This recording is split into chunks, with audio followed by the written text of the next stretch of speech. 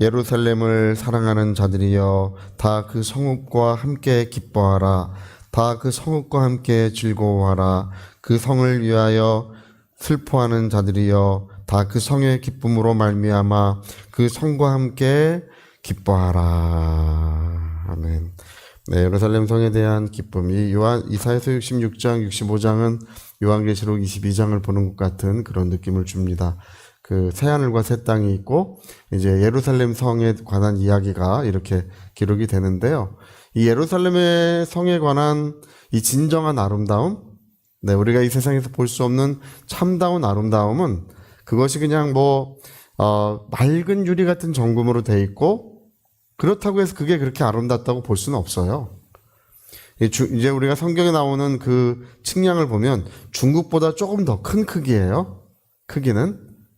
예, 그리고 12보석으로 단장되어 있고 이제 12진주문으로 되어 있습니다. 우리가 어느 날 되면 그 문 앞에, 그 진주 문 앞에 우리가 다 이제 서게 될 것입니다. 그래서 복이 있는 사람은 그 문을 통하여 그 성에 들어가는 사람이 복이 있고 그 성문을 넘어서지 못하는 사람은 영원한 그런 애통함이 이제 있을 것입니다. 그래서 그 성의 진정한 아름다움은 뭐냐 하면 그 성이 무엇으로 쓰이느냐가 진정한 아름다움이에요. 이게 물질적인 것이기 때문에 어떤 목적을 위해서 만들어진 것입니다. 이게 어떤 용도로 쓰이느냐가 그 성의 아름다움을 알려주는 거예요. 우리 사람도 마찬가지죠. 호되가 아무리 멀쩡하고 잘생겼다 그래도 그 사람이 어떤 삶을 사는지가 그 사람의 참다운 아름다움을 그것으로 보여주는 것처럼 허우대만 멀쩡하면 소용없는 거예요. 자, 오늘 이 성경은 이 성이 마치 혼인집과 같다. 신랑 신부를 위한 혼인집과 같은 것이라고 이렇게 말씀하고 있습니다. 여러분, 그 이스라엘의 결혼 풍속은 우리랑 좀 다르죠? 이스라엘의 결혼 풍속은 이제 신랑이 이제 신부네 집에 와가지고 이제 결혼 지참금에 대해서 신랑 아버지랑 협의를 해요. 그래가지고 이제 그 결혼 지참금이 얼마인지를 정해가지고 이제 신랑이 신부 아버지에게 이제 비용을 주잖아요. 그러면 이 두 사람이 정혼을 합니다. 이게 결혼은 아닌데 정혼을 하면 법적으로는 부부예요. 근데 같이 살지는 않아요. 정혼만 하는 거고. 그리고 1년 정도를 이제 자기 집으로 돌아가서 혼인집을 마련해요. 신부랑 같이 살 집을 1년 동안 마련한 다음에 집이 다 마련되면 두 번째 다시 돌아와가지고 이제 우리 옛날 결혼 풍습처럼 돌아와서 이제 결혼 예식을 하고 신부를 이제 마련된 혼인집으로 데리고 가는 것입니다. 그게 이 성경에 기록되어 있는 이게 그 구조예요. 우리 요한복음 3장 29절에 보면요. 네, 우리 그 앞에 띄워주니까요. 그냥 읽어보면 좋을 것 같습니다. 자, 읽어보면. 신부를 추하는 자는 신랑이나 서서 신랑의 음성을 듣는 친구가 크게 기뻐하나니 나는 이러한 기쁨으로 충만하이노라. 예수님이 처음 세상에 오신 것을 정혼하기 위해서 신부를 취하기 위하여 이게 정혼한다는 것을 말하는 것입니다. 정혼하기 위해서 예수님이 세상에 처음 오셨다는 것입니다. 그리고 여러분 이제 예수님이 이제 정혼을 하셨으면 뭘 하러 가시냐 하면 함께 살 집을 마련하러 또 가셔야 돼요. 그게 결혼 풍속이에요. 그래서 요한복음 14장 2절이 그래서 기록이 되어 있습니다. 요한복음 14장 2절 또 같이 한번 읽을까요? 내 아버지 집에 거할 곳이 많도다. 그렇지 않으면 너희에게 일렀으리라. 내가 너희를 위하여 거처를 예비하. 지금 예수님이 내가 너희를 위하여 거처를 예비하러 간다고 이렇게 말씀하시죠. 그래서 거처가 다 예비되면 내가 너희를 다시 데리러 올 것이다. 이제 그게 3절이에요. 그러니까 이렇게 말씀하시는 게 무엇 때문이냐면 정혼한 다음에 이제 뭐 하러 가셔야 되냐면 혼인집을 마련하러 또 가셔야 돼. 바쁘셔요. 그래서 내가 너희를 위하여 거처를 예비하러 가노니 이게 이제 결혼 풍속을 얘기하는 것입니다. 그 거처가 예비되면 내가 너희를 데리러 오리라. 그 얘기예요.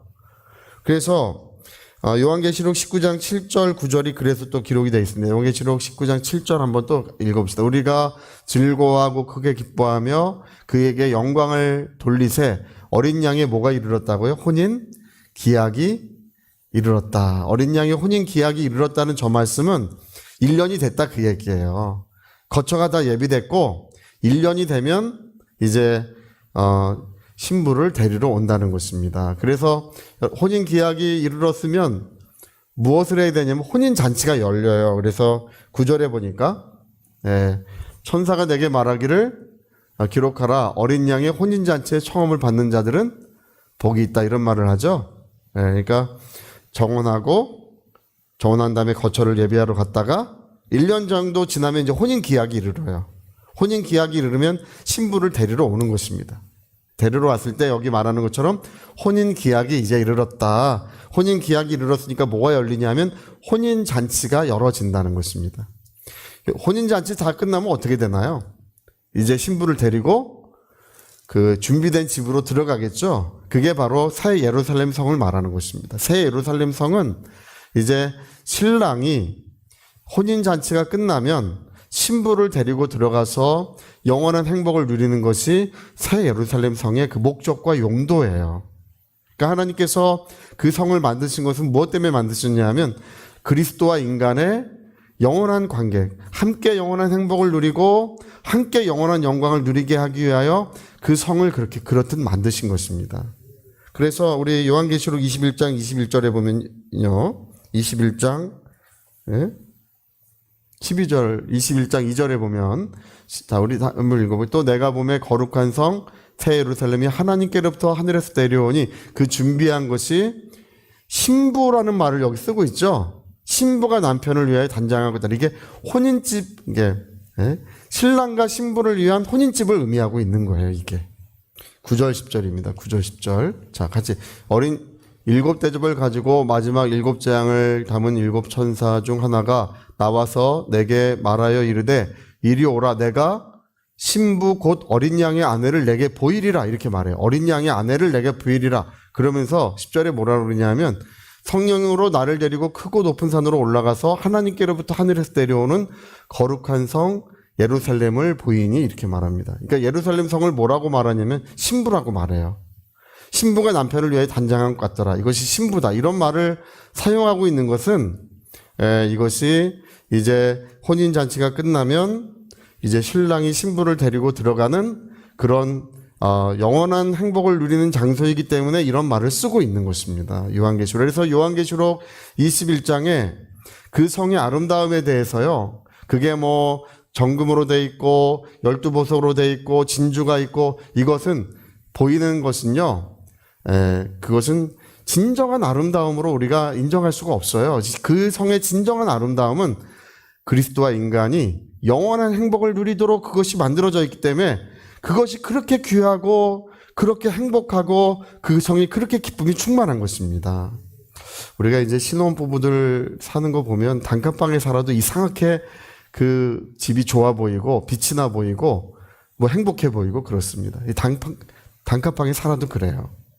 그런 것처럼 새 예루살렘, 오늘 우리가 읽은 이사야서 66장에 새 예루살렘의 그 아름다움, 새 예루살렘 성의 그 즐거움, 행복에 대하여 이제 이사야서 66장에 그 얘기를 하고 있습니다. 들려주고 있습니다. 우리는 그 진정한 아름다움을 보는 것입니다. 우리 그리스도인들은 그냥 그것이 뭐 찬란하고 뭐 빛나고 뭐 잘 꾸며져 있고 그런 것을 보는 게 아니에요. 그것도 보는 것이지만 그 성의 진정한 아름다움은 요한계시록 아까 읽은 우리 말씀처럼 어린 양의 아내를 내게 보이리라 하고 예루살렘 성을 보여주는 것처럼 바로 그리스도와 인간의 영원한 관계, 그 영원한 행복의 역사가 거기에서 그렇듯 이루어질 것이기 때문에 그 성은 그렇게 아름답고 우리 성도들의 영광의 소망이 되는 것입니다. 여러분, 하나님의 목적은 그 하나님의 나라를 만드시는 것은 하나님의 본래 목적이 아니에요. 하나님의 본래의 목적은 그리스도와 인간의 영원한 관계에 있는 것입니다. 그 관계에 따라서 그 성이 그렇듯 아름답게 지어져 있는 것입니다.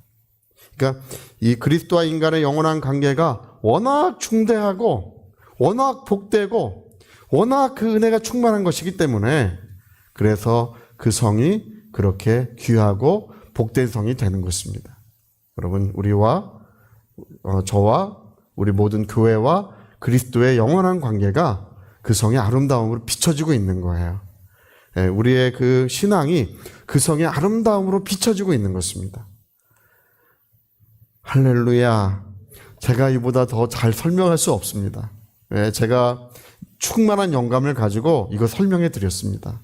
여러분 꼭 기억하시고, 여러분 영감을 가지고 오늘 들은 말씀을 꼭 기억하시고 하나님의 영감으로 깨달으시기를 예수 이름으로 부탁드리겠습니다. 자, 우리 같이 한번 기도하시겠습니다.